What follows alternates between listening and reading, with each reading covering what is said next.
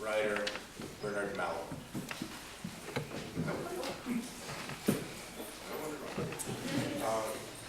He was one of the great American Jewish writers. If Isaac Bashevis Singer hadn't won the Nobel Prize, he probably would have won it. He won every other prize. He wrote novels and short stories. And there were 7 works of his turned into operas to date. Marc Blitzstein's was the first. He had the idea of combining 3 and later 2 short stories into what he called Tales of Malamud, sort of like Tales of Hoffman. Funny, though, when my book came out, the publisher didn't allow me to proofread the table of contents, and they came out with Tales of the Malamud, you know, like Tales of the Alhambra or something. Yes. So that's one of the 200 corrections I found. But Tales of Malamud was Blitzstein's invention and idea. The first of the set was a wonderful parable called Idiots First, and the second was to be The Magic Barrel, and then he was also going to have Angel Levine. Well, Malamud sold Angel Levine to the movies. It was made into a movie with Harry Belafonte and Zero Mostel. Didn't do too well, actually, but the rights were not available. So Blitzstein said, well, I think the 2 operas together will make a whole movie. So he completed most of Idiots First, not all of it. He left a few things, including the climactic scene, unfinished. And he only completed 1 song and a scene from The Magic Barrel. And then he was killed right after he finished that song, which was like here. He was killed.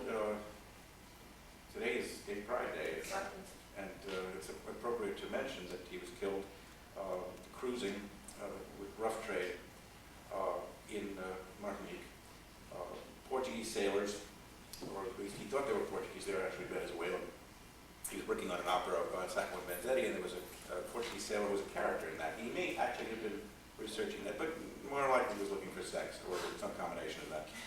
He was left naked and beaten in an alley, found, taken to a hospital, and he developed gangrene and internal injuries and died very tragically. It's on the front page the next day. Leonard Bernstein said that the loss was incalculable, and he did a memorial concert to Blitzstein in which he said that he was going to finish Idiots First. At that concert, Jose Ferrer sang the number that you're going to hear sung very shortly, with what Harold Schoenberg said was a Yiddish accent that would have made a row of blintzes stand up and salute. I met Jose Ferrer, and he told me that initially he thought that was an insult, then he realized it was a compliment. And I played him the entire opera, and he pulled the roll of the century. He wanted to do it, but he didn't live long enough to. But what happened was actually Leonard Bernstein said he was going to finish it, but after 6 months he gave up. And he was discouraged. I found out much later probably why he was discouraged. After that memorial concert, Jana Malamud, Malamud's daughter, writes that Malamud came back to congratulate Bernstein on the concert. And Bernstein propositioned him. And Malamud was shocked and not very receptive, in fact, totally on the subject. And Bernstein, when I talked with him later about Malamud, was kind of ambivalent. And he said he just felt that he couldn't do it. The Blitzstein estate asked a number of other composers, including Ellie Siegmeister, who was writing an article on Blitzstein. And Siegmeister had recommended that I do the Cradle Will Rock. I think it's in the program note. When I did the Cradle Will Rock at Harvard, Leonard Bernstein heard about it and he said, I'm glad somebody at Harvard still has taste. So the two, Bernstein and Siegmeister, were both very interested in seeing this opera finished, and with their encouragement, it took about 3 years, and I analyzed it with Boulanger and Siegmeister. Siegmeister sat me down after I finished it and said, Alfano, referring to the Turandot, but Alfano had finished it before Puccini. Then I played it, and eventually I played it for Bernstein, and he approved it, and it it's had 4 productions. So we're going to do a song from Idiots First, followed by a song, or an aria, from the companion piece that I wrote for it, KARLA, based on Notes from a Lady at a Dinner Party. And then we'll do the song that Marc Blitzstein left from The Magic Barrel. And then I'm going to do a monologue which comes from another Malamud story that I actually staged at Cornell and then turned into an opera. It's his only published play, called it a scene of a play. And we'll do these in order. So the first is a story song that is told by the protagonist in Idiots First, Mendel, an old man who is entertaining his 35-year-old son who has the mind of a 3-year-old. That's the title, Idiots First.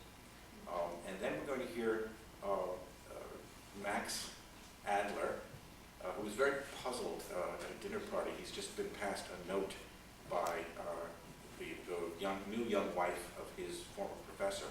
He doesn't quite know what to make of this note. It's said in his 12 tone, and he decides to write her a note back in another permutation of that same 12-tone note. And then we'll hear Then, which is a prostitute song from The Magic Barrel. It comes at the end of the show, where this young rabbinical student has decided that he wants to marry for various reasons, and he engages a matchmaker, and the matchmaker gives him all kinds of unacceptable matches, and then a picture drops out of his magic barrel, and it's the picture of a girl, and he says he doesn't want the rabbi to meet.